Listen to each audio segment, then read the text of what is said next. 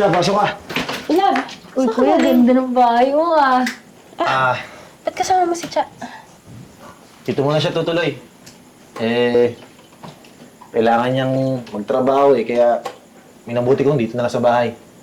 Ganun ba? Wala namang problema, pero Cha, okay lang ba sa'yo? Maliit lang yung bahay namin. Wah, oo naman ate. Tsaka, may aircon ba dyan?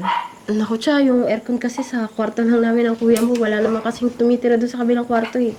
Huwag kang mag-alala ate. Bibili naman ako ni kuya ng aircon eh, di ba kuya? Love. Medyo allergy kasi yung kapatid ko eh. Ito naman yung skin ko. Nangingitim na kasi ako sa probinsya eh. Kuya kasi nagad kunuha dun eh. Sige, wala namang problema. Aircon lang naman. Basta pagka hindi ka matutulog, patahin na lang para tipid tayo sa kuryente, ha? Sige ate. Sige, nakatid mo na siya sa kwarto niya. Sige na, love. Ikaw na para nakausap mo rin yung kapatid ko. Tiya, sama ka sa ate mo.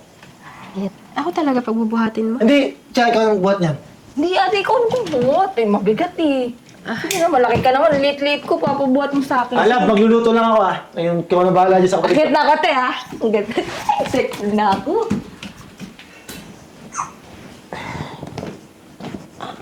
Ika.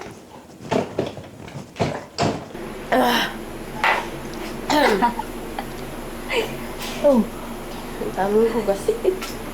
ang pangit ng mo. Cha! Oh. Cha! Cha!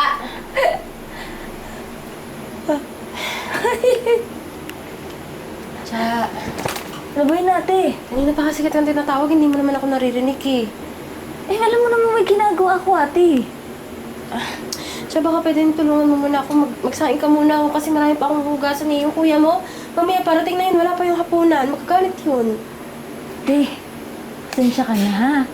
Kasi sa probinsya, hindi kasi ako doon huhugas ng plato, di ako pinagsasaing.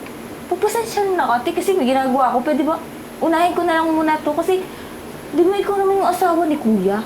O, natural lang na gawin mo yan kasi wala ka naman trabaho. Si kuya naman nagtatrabaho, di ba?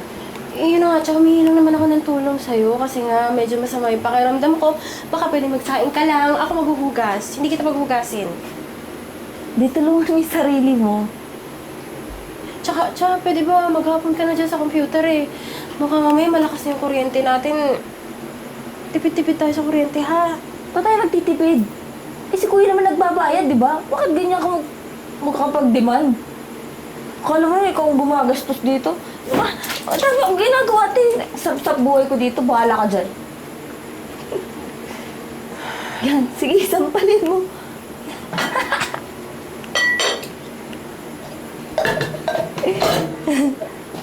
Happy birthday to me. Happy birthday to you. Happy birthday. Ano ito? Ba't nagdadala ka dito sa bahay ng kung sino? Ate, kasi sermonan mo ako, te. Sakto-sakto. Pulutan namin. Chiri, magkakayot. Ay, pagluto mo naman kami ng pulutan, te. Teka nga lang, Cha. Unang-una, hindi ka naman nagpaalam na magpapainom ka dito sa bahay. Tsaka di ba, bago ka lang dito, sino yan? Kakakilala mo lang?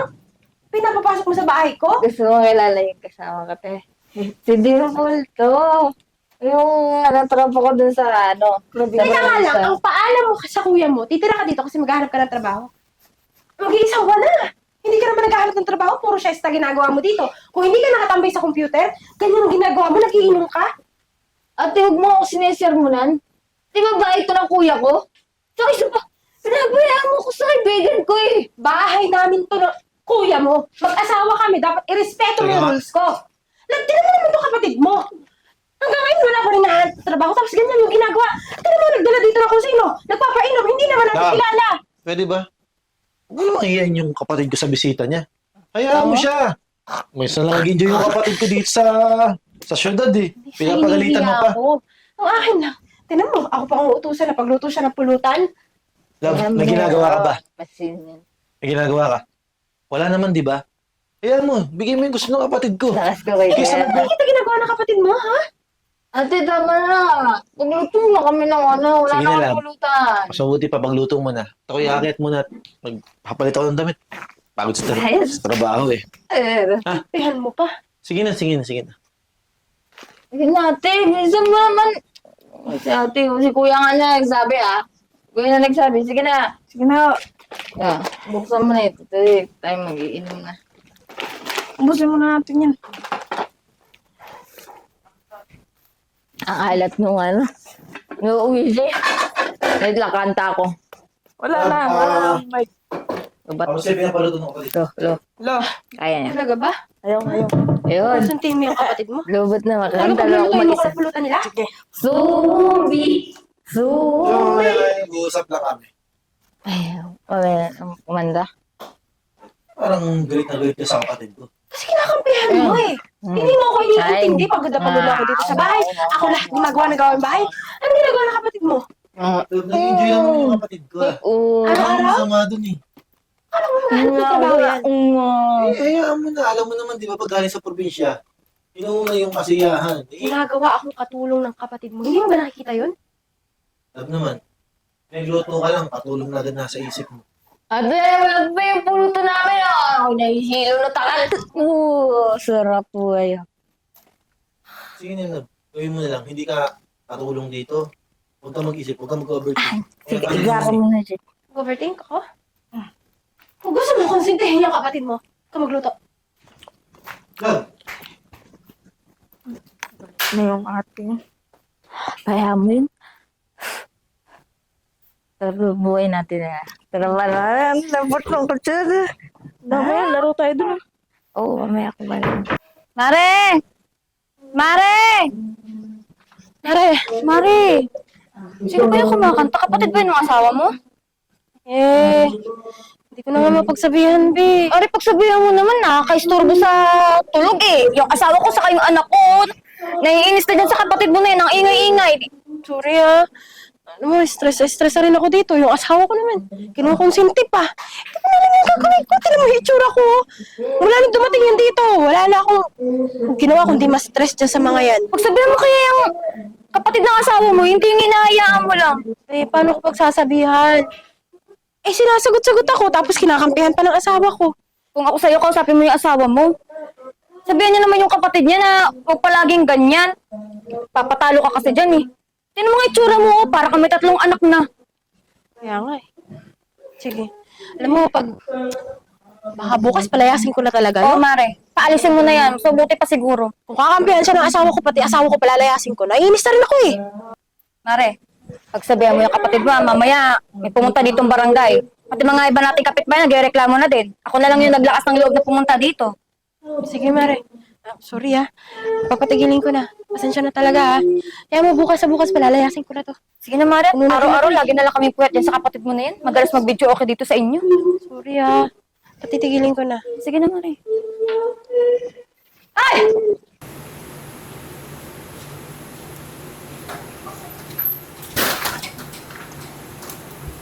Ay! Ay! Ano problema mo? Anong chinichismis mo, ha? Pinuntahan ako kapitbahay, oh. Chinichismis mo, napapalayasin mo ko dito. Walang mukha mo, ah. Hoy, Cha. Yung mga kapitbahay na yan, pikon na sa'yo, kaka-video okay mo. Pati yung, hindi lang ako napaperwisyo mo pati mga kapitbahay. Di kita chinichismis. Sila ang may gusto na palayasin na kita. Eh, ba't mo ako palalayasin? Ah? Eh, di ba bahay ito ng kuya ko? Nakikira ka lang. Ano? Ako nakikitira? Hindi to bahay ng kuya mo. Bahay naming mag-asawa to. Ikaw ang nakikitira. Ikaw na babae ka. Huwag mo ako sinasabihan ng ganyan, ah. Wala kang karapatan saktan ako. Sumusobra ka na. Ikaw sobra. Makapakantantay mo. Ano to? Kuya, saan itong babae na to? Palayasin ba naman ako sa sarili mong bahay?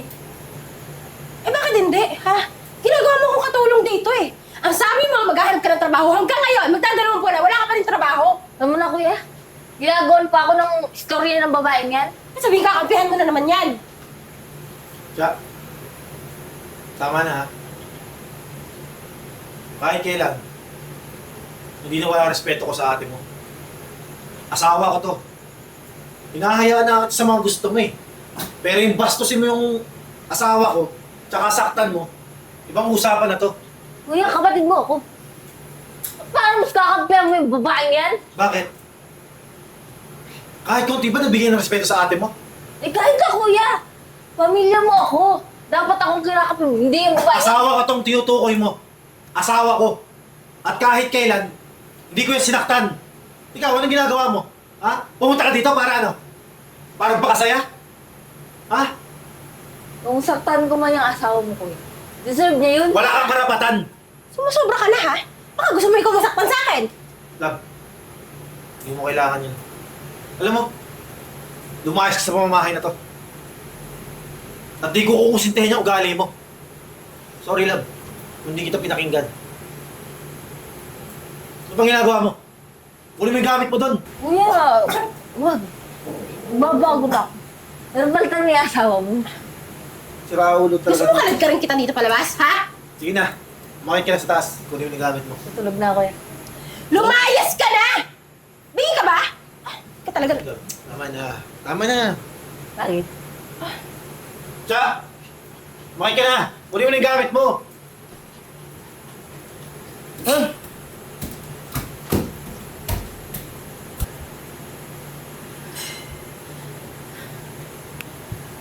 Hindi naman masama yung ugali ko. Kala ko pakisamahan yung kapatid mo.